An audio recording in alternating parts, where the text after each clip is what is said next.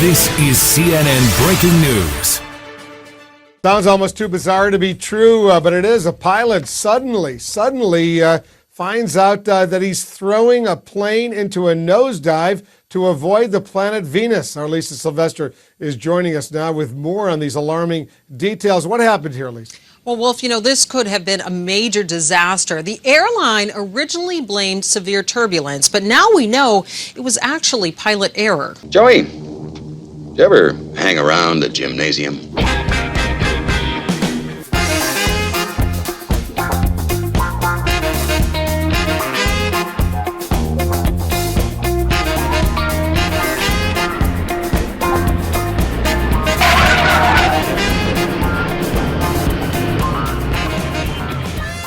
Greetings everybody, Maximus here. Okay, so be honest. Even though I told you in the thumbnail this wasn't clickbait but a very true story, how many of you still came here thinking it was actually clickbait and you just wanted to come at me at the comments? If so, I don't blame you because I probably would have done the same thing too. But not only is this a true story, but it happened over a decade ago, and for some reason I'm just finding out about it now. And this was back in the days when CNN actually covered news stories, so it's not fake news. So then the million-dollar question is, how can a professional airline pilot mistake a planet for another airplane? While Venus, the second planet from the Sun, sometimes called Earth's sister or twin planet, is the closest planet to our own, it's still over 39 million miles away. And even though Venus is the brightest planet in the solar system and easy to see from the Earth with the naked eye, this was the first time in history of aviation that a commercial passenger airliner felt the need to take evasive measures to avoid colliding with a planet. Not only that, but measures so evasive that they caused injuries to 16 passengers and 2 crew members. According to the TSB, the Transportation Safety Board of Canada, on January 14, 2011, the Air Canada Boeing 767-300 Flight 878 was scheduled to fly from Toronto, Ontario to Zurich, Switzerland. At approximately 1:20 a.m., halfway across the pitch-black Atlantic Ocean, a sleepy Air Canada first officer mistook the planet Venus, yes, the planet Venus, for an oncoming aircraft, and suddenly sent his airliner diving toward the inky blackness of the Atlantic Ocean below to prevent an imaginary collision with another plane, which almost caused a real collision with an American military C-17 just 1,000 feet below. Air Canada Flight 878 departed Toronto, Ontario on the evening of January 13, 2011 at 9:38 p.m. Eastern Daylight Time, with 95 passengers, 6 flight attendants, and 2 cockpit flight crew. Some of you international pilots may find that a bit odd because Canadian regulators only require 2 pilots in the cockpit for cross-Atlantic flights. However, the United States requires 3 pilots for all long-distance routes, a fact that you will soon find out that could have helped to avoid what was about to happen. By all accounts, until their near collision with the planet Venus, it was a very comfortable flight. Most passengers were fast asleep, especially those in business class in their reclining sleeper seats. About 2 hours into the flight at 12:40 a.m., the first officer told the captain he needed some rest. The captain agreed, and the first officer began what was referred to as a controlled rest period. However, the flight attendant in charge in back of the cabin wasn't told this information, as is the usual procedure. At 1:18 a.m., the captain turned on the seatbelt sign in anticipation of turbulence forecast for the area. In the cabin, an announcement by the flight attendant in charge was made to remind passengers that the seatbelt sign was now on and they were to remain seated with their seatbelt secured. However, the plane never experienced any turbulence whatsoever. In response to the seatbelt sign being turned on, the flight attendants walked up and down the aisles and made a visual inspection of the passengers for compliance. The majority were asleep. Many of the passengers in the economy section were lying down across the center 3 seats. Since the plane was only about a quarter of capacity, there was plenty of room to stretch out. And the majority of business class passengers were also lying down and appeared to be asleep. Business class on the 767 features the lay-flat seats with seatbelts equipped with airbags. At 1:55 a.m., the captain made a mandatory position report with Shanwick Oceanic Control Center. But this aroused the first officer. By this time, he had been sleeping for 75 minutes, and he mentioned to the captain that he wasn't feeling quite himself after his rest. The standard rest period for an Air Canada pilot was supposed to be limited to 40 minutes, so the first officer had overslept by 35 minutes, adding to his resistance to wake up. However, it was at this point that a U.S. Air Force Boeing C-17 was approaching them in the opposite direction, 1,000 feet below at 34,000 feet. The U.S. plane appeared on their TCAS, the traffic avoidance and collision system, but raised no alarms as the planes were a safe distance apart from each other. Still, the captain informed the groggy first officer just waking up to be aware of the traffic. So over the next minute or so, the captain continued to pay close attention to the TCAS while scanning out the front window 1,000 feet below to acquire the aircraft visually.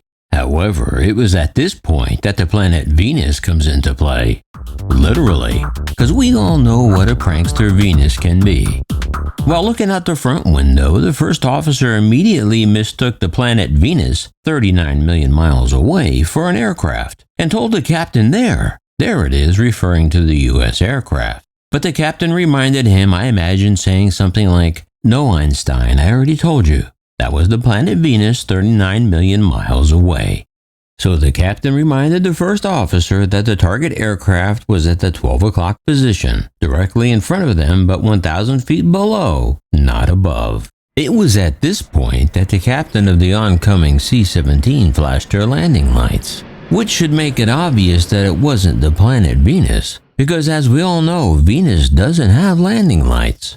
But as the first officer continued to visually scan the horizon for the aircraft, suddenly when he saw the oncoming aircraft, he interpreted its position as being above and diving towards them. Why? That's right, because he still wasn't looking where the captain kept telling him to look, but he continued to fixate on the planet Venus.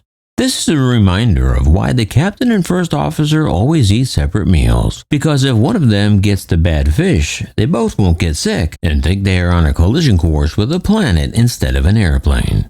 However, still the first officer reacted to the perceived imminent collision with the planet Venus above his eyeline by pushing the yoke forward hard into a dive, because after all, let's face it, no aviator wants to be the first pilot to crash into the planet Venus. That looks bad on any resume. Meanwhile, the very clear-thinking captain who was monitoring the TCAS target on the navigational display saw the yoke slam forward and the altimeter begin to spin down like reels on a slot machine. The captain immediately disconnected the autopilot and pulled back on the yoke to regain altitude, actually avoiding a collision with the Air Force C-17 that he kept telling the first officer about. It was at this time the oncoming aircraft passed beneath them safely while the TCAS did not produce a traffic or resolution advisory. So all was good, right?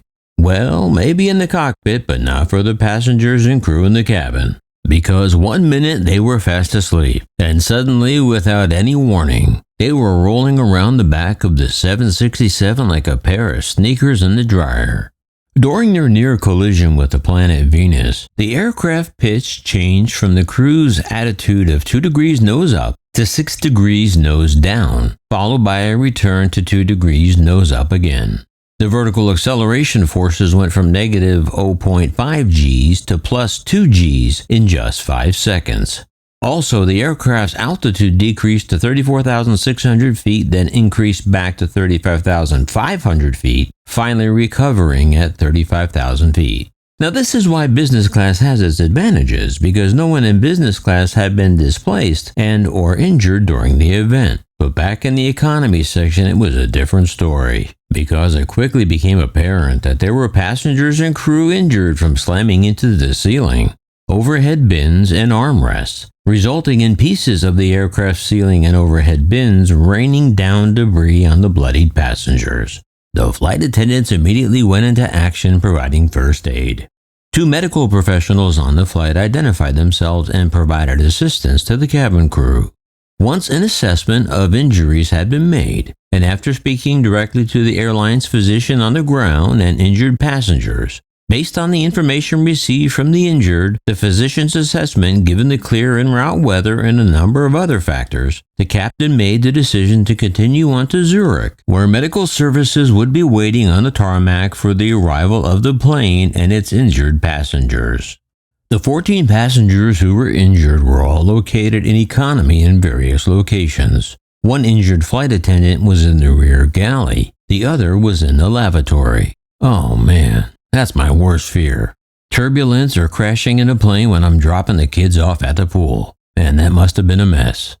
All injuries were of the soft tissue variety and a few of the injured sustained lacerations. Fortunately, a pilot on the flight deadheading to Zurich, not assigned to that flight but who would serve as a relief pilot for the return trip. After the captain was informed of the injuries, he asked the deadhead pilot to sit on the flight deck to monitor the flight and assist, and especially to be on the lookout for Neptune or the ever-pesky Jupiter. The remainder of the flight was uneventful. The flight was met with medical help upon arrival in Zurich. Within 20 minutes, all injuries were assessed and passengers were either released or sent to the hospital for further observation. However, after all the injuries and incompetence in the cockpit, the captain on the flight, as well as Air Canada, blamed the incident on turbulence. And not just on the night of the flight, but Air Canada kept the lie going for an entire year until the truth came out when the Canadian Transportation Safety Board released their report in April of 2012. In addition to lying about the incident, the final report also stated that several deviations from Air Canada's controlled rest standard operating procedures occurred.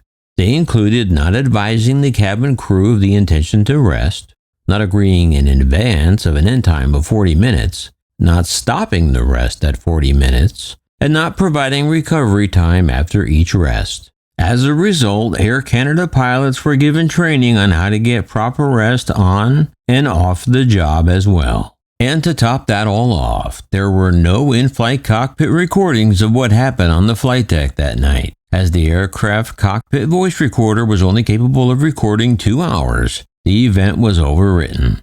And finally, as you might expect, soon after the final report was made public in 2012, the passengers filed a $20 million lawsuit against the airline. However, I wasn't able to find out what became of that suit. So if any of you know how that turned out, if the passengers got paid or not, please leave me a comment below. So the next time you're on a plane and you hit turbulence and the pilot tells you not to worry about it, it's just a little turbulence, folks, because pilots always say folks. It might just be that your plane was actually on a collision course with Mars, and you never knew it. So that's the story of the time an Air Canada 767 almost ran into the planet Venus. So how many of you, especially my Canadian subscribers, have heard this crazy true story? Let me know down below. Well, that's going to wrap it up for now. As always, if you'd like to help support the channel, the links are in the description. And I'd be delighted if you would subscribe, like, share with your friends, and ring the bell so you can be notified whenever we release new content. And remember, leave the rubber on the runway and your troubles on the ground. And I will see you next time in the air. Yeah, this is Maximus.